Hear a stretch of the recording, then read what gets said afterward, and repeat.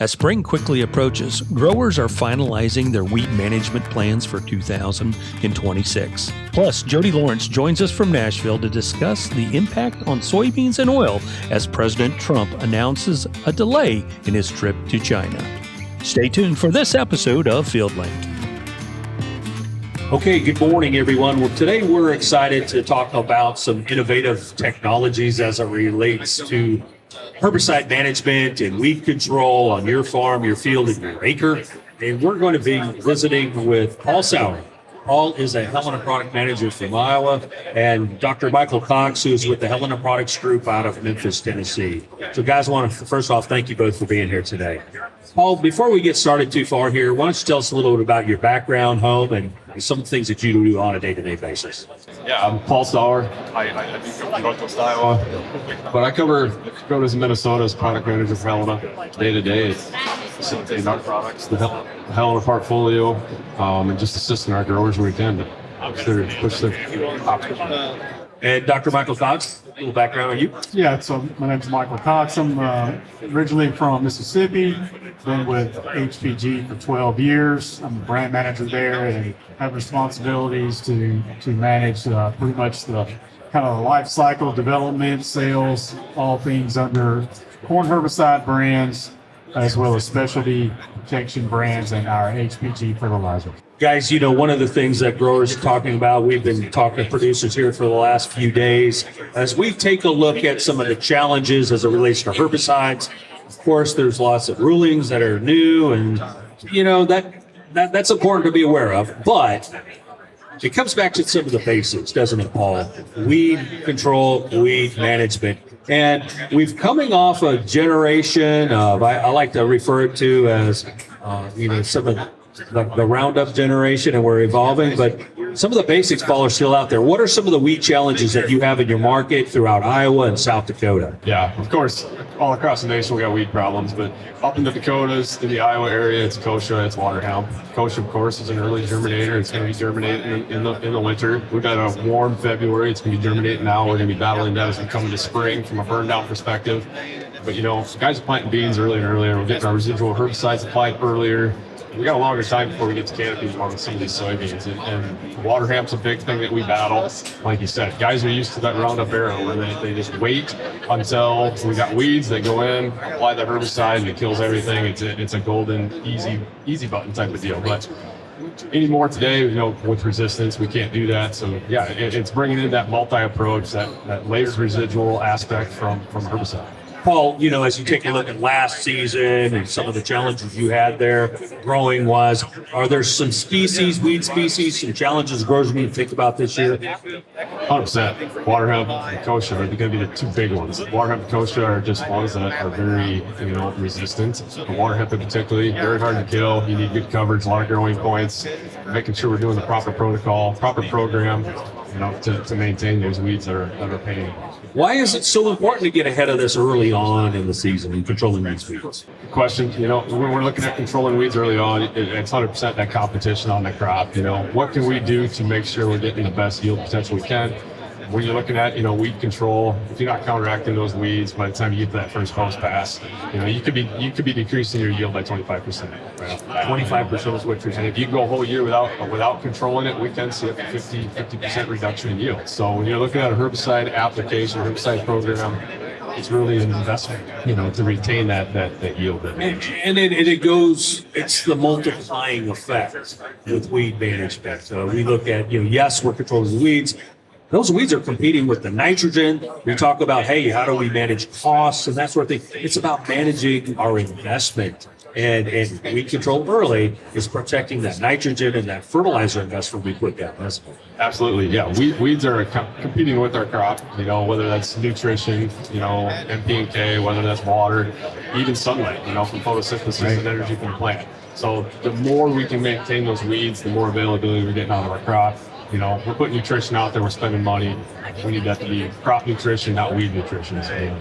And how has this changed over time, how we control these weeds? It's back to the glyphosate days. I mean, we used to go out and do a one pass shot, take care of all the weeds. We've got to get back to layered residuals. You're going to hear that talked about a lot. Put a residual down up front, good burn down. Don't wait till you got too much weeds. We see that some guys that they don't get out there and plant right away. Well, they don't do anything. If you're a no-till acre, we need to make sure we're getting out there, killing those weeds when we can, and then put that layered residual out there. When you come with that post pass, make sure we're getting the residual down again to get us that canopy aspect. Dr. Michael Cox, one of the things that we talked about in weed management strategies is to have a multiple prong approach. And in this case, utilizing multiple modes of action. Why is that important? So utilizing multiple modes of action is really important in your fields, especially today. Each one of those modes of action, which is specifically how the herbicide works or how it kills that weed, specifically, but each time you use one mode of action, you're imposing a selection pressure on that field. So you're selecting for a mutated plant that's already in that field. You're just helping to find it because you're killing everything else around it that dies from that herbicide mode of action, except that one weed that's not susceptible to that mode of action. So by utilizing multiple modes of action, you're helping to do a more thorough kill of the entire field or that crop, that cohort of weeds that are up at that particular time. And that lessens the chance that a resistant plant survives. And if it doesn't survive, then it doesn't reproduce and it's not a future problem for you. So you need to rotate and use multiple modes of action to make sure that you're doing a thorough control across your entire field of all of those weeds. And you're also taking out some of those that are kind of likely to form resistance to some of the new modes of action you've been using. So, Michael, how do you and your team, researchers at the Helena Products Group, how do you screen these multiple modes of action, and what are some products that you've developed to help solve some of these issues? Yeah, so what we look for is to provide the grower with options.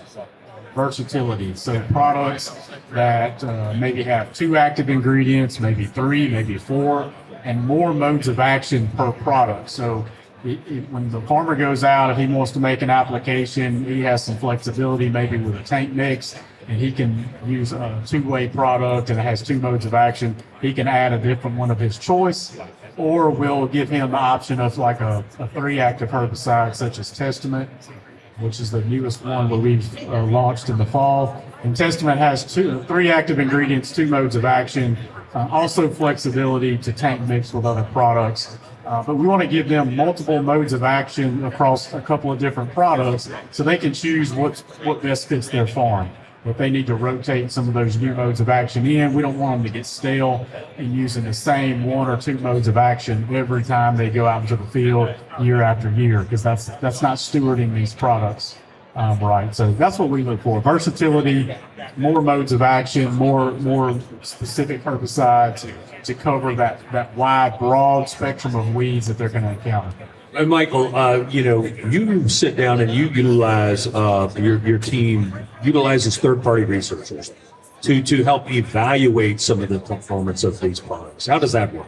Yeah, so we have a pretty involved process with our R&D team and our process of creating new products, developing new products in-house. We spend a large chunk of money on research and development every year, field trials. We use third-party researchers to do those trials. And what that really means is we're not doing the work internally, so we're not biased with our data. Nobody wants to say their own baby's ugly, right? So we don't like to spend money on our product and then turn around and say, well, it didn't work. So we eliminate that variable and we send it to a third-party researcher. We code it. They have no idea what this product is or if it's another company's product. They just know it's a code numbered product and they evaluate it. They rate it on how it performs in the field and they send us the data back. And then we assess, does the product meet the specifics that we need it to meet to become a Helena brand? Does it meet that high standard? And that's important. We take the bias out of it. We take out our opinion, any subjective, viewpoint that we may have on it. regardless of how much we've invested in it. If it doesn't meet the performance standard that we set for our brands, then we'll push it off to the wayside and either can the product or go with something a little better, or we'll tweak it, make it a little perform better. It's a good way to do unbiased evaluations. One of the unique things that not all of the products, but a lot of the products that are in the portfolio at the Helena Products Group is our formulation technologies. And Michael, can you tell us a little bit about the formulation technologies and why does it make some of the herbicides in our portfolio very different? Sure. So we have several formulation technologies that we utilize across a lot of our branded products. And depending on what category they're in, we have some that are in HPG fertilizer, starter fertilizers like our Nucleus, Nutrilinks. We have several in our protection portfolio, which is really where they mostly live, is in the protection line. So herbicides, fungicides, insecticides. But generally speaking, the main goal of these formulation technologies is to make the products more efficient and work better. So you're getting the most bang for your buck when you purchase that brand product and you use it in your field. Every ounce, every drop of that product that you're applying is going to work as best as it possibly can, because that formulation technology drives efficiency. And what I mean by that is most of the formulation technology, they're ingredients. They're proprietary ingredients that we use in-house, and we've identified through the years, a lot of years of testing and development we've put in. And we have some of these ingredients that really make a herbicide work better. They drive that active ingredient into the plant more efficiently, quicker. It doesn't dry up on the leaf and evaporate off, or it's subject to breaking down in the environment. These technologies protect that active, and they drive it into the plant or into the insect or what have you most efficiently, so that product works optimally. And that's what we're trying to achieve there with those. Absolutely. Paul, we talked a little bit about Testament being a new herbicide. How do you see Testament fitting into your marketplace in South Dakota? Yeah, it's going to be in the no-till burn down acres specifically. We're talking about kochia. It's germinating already right now with the warm February we've had. Getting that early season burn down, good residual aspect. We're getting out those three modes of action. It's going to be key as we go in. And a good plant back, it's great for corn or soybeans. It's a really good option as we come into the spring after we're going to have, early kochia. We might have kochia actually coming up here shortly, and it's germinating so soon. So making sure you're getting that good burn down so we don't have to continue to fight those weeds in the season. And Dr. Michael Cox, we've got some exciting news. We've got a new soybean herbicide that we've just got EPA approval on. Tell us about that. Yeah, recently we received EPA approval on Sinister Nexus. So Sinister Nexus is the third iteration of a Sinister brand. We launched Sinister, which is fumesifin acid, as a standalone product several years back. It's probably been close to 10 now. And then we launched Sinister in 10 a few years later. So we added the S-metolachlor residual chemistry to the fumesifin.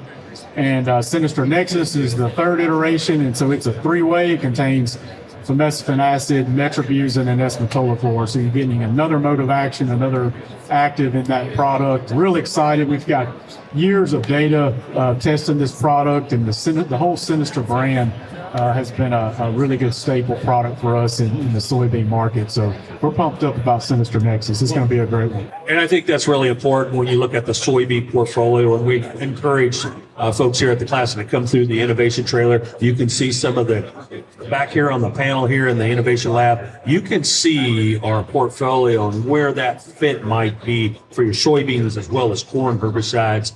We've got Antares Complete, followed with the Sinister brands. Phenomenal option for your soybean crop, and of course Pyros and now Testament as a part of our corn portfolio. Again, I encourage you to come into the innovation mobile unit here after this session. So guys, I want to thank you both for joining us here on this session as we introduce folks at the Commodity Classic. Teach them a little bit more about some of the innovative products or herbicides that are coming forward in 2026. All right, thank you guys.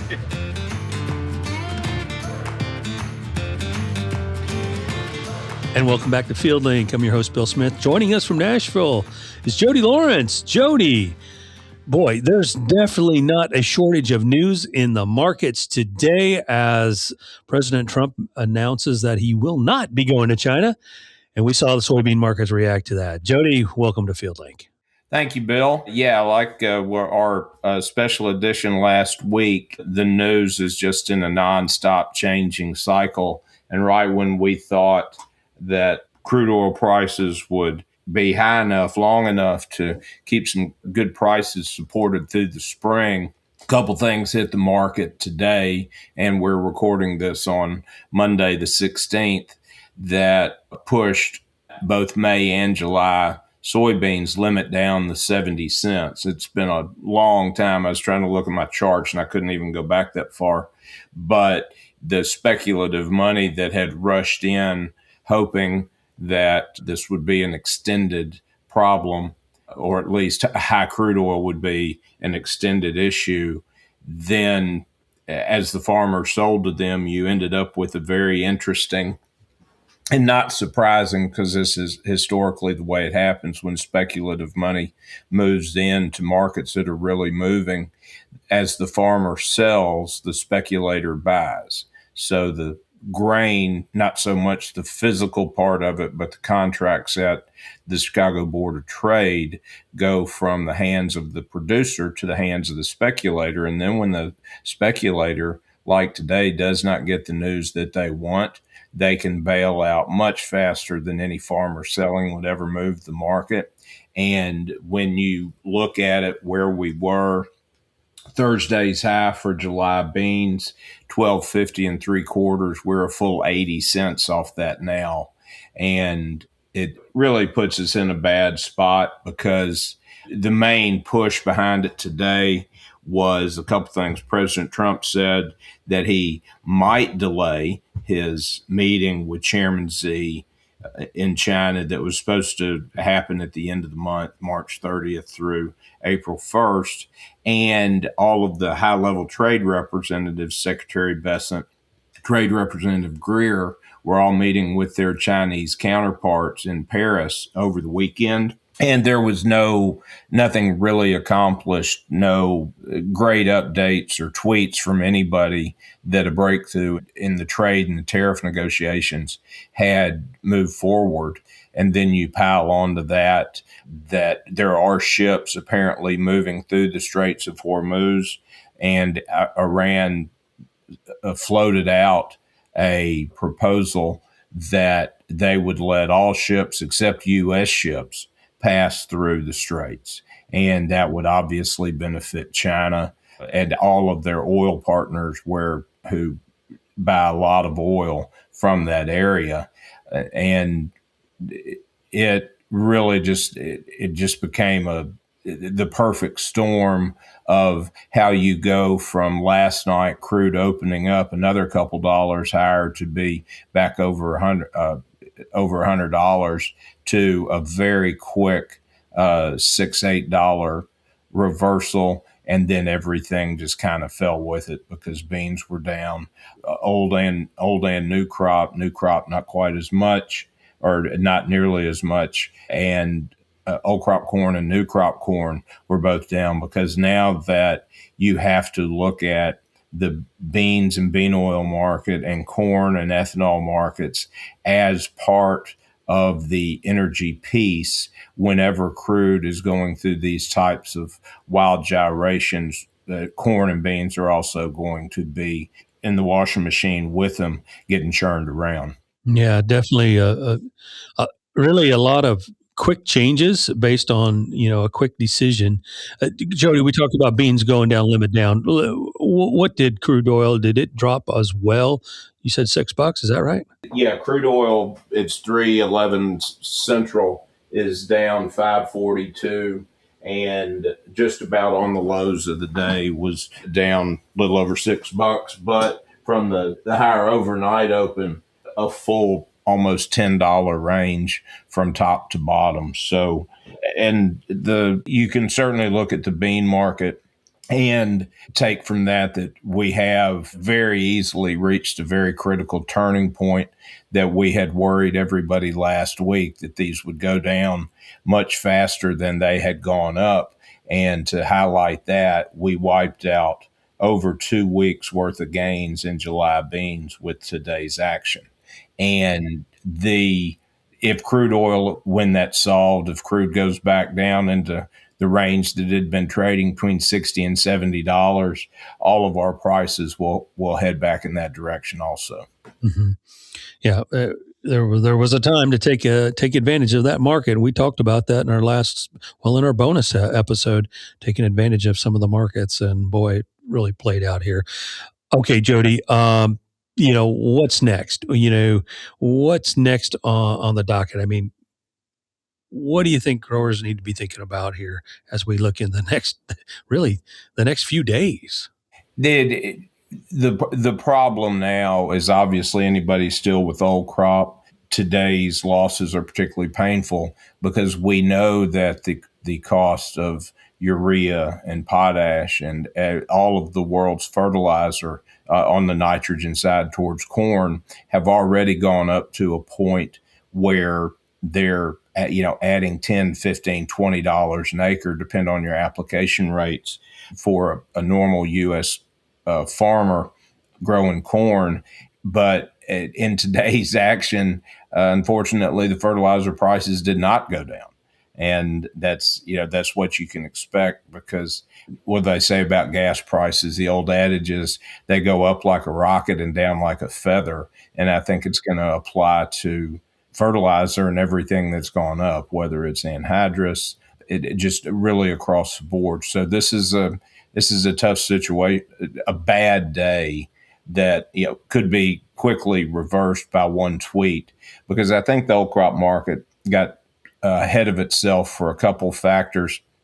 There was some, I think, overly optimistic guesses what the EPA and President Trump's teams were working on for the renewable fuel volume moving forward, as well as the RINs for the small refineries.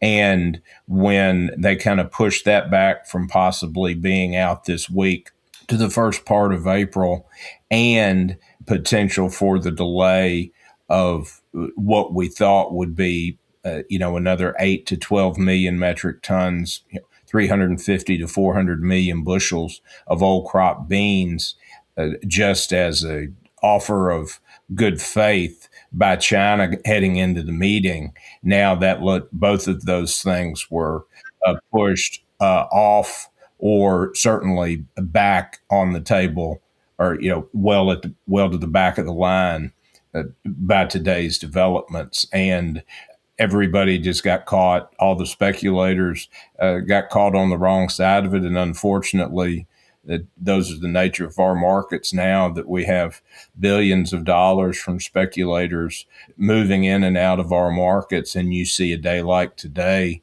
that it certainly wasn't the result of an enormous amount of farmer selling. Hopefully that happened on the way up during the 2 weeks of the rally. Yeah, definitely. Hopefully folks took advantage of some of those rallies that were brought on that, they all learned about here on the FieldLink podcast. Okay, Jody, other areas we talked a little bit about fertilizer that's going to slow down there in terms of prices coming down there. Obviously, we talked also in our bonus episode the importance of the Strait of Hormuz, how much fertilizer really is moving through that particular strait. So that's not going to slow down anytime soon. Let's talk about some other markets around the globe. How are things looking in South America? Their harvest of their bean crop for Brazil, their record bean crop is going to be over 6 billion bushels, is going slowly, as you would expect, just from the sheer size of the crop. And with that, if it slows a little bit on the harvest side, it slows a little bit on the planting of their safrinha winter corn crop, but nothing outside of expectations, and not really anything to worry about down there. The finishing weather for southern Brazil and Argentina is good, and early harvest has started in those areas. So really no negative news out of Brazil or Argentina to keep away, to keep today's onslaught from not being so bad. Really, we've been trading crude oil since this started from around 1080 in July beans, and beans went up $1.80. We've taken back $1 of it in just 2 trading sessions. So just everybody's going to have to brace themselves for the volatility of our markets until this situation ends and we get back to normal international transport and importing and exporting. Yeah, definitely the war's having an impact on the market. So we're seeing a lot of ups and we're seeing the downs that we experienced today. All the more reason folks need to be sure, if they're not already receiving the daily FieldLink market report, they need to go to helenagri.com, sign up for that daily commentary so they can get that information coming directly from Jody, or be sure to definitely subscribe to the FieldLink podcast so they can get weekly updates like we're getting right now on FieldLink Podcast. So, Jody, want to thank you for joining us here on this episode of FieldLink and sharing that insight as it relates to the commodity markets. And I guess we're just going to hang on and get ready for the next day, and we'll probably have some more news. There'll probably be a million tweets and a million direction changes before we do this again in a couple weeks, and encourage everybody to go on there. We've had a lot of great response from the winter meeting season with the new format and FieldLink to get signed up for the texts and my daily commentary, and then, of course, the podcast. So that's the best way to do it. Just go on there and you can find out all the daily changes through the FieldLink newsletter. Awesome. Jody, I want to thank you again. Have a great week. Thank you, Bill. Thanks for joining us on this bonus episode of FieldLink. If you don't already subscribe to the FieldLink Market Report, be sure to log into HelenaAgri.com and sign up for our free daily FieldLink Market Update. And be sure to sign up for the text messaging service where you will receive market alerts on your mobile device when the markets matter the most.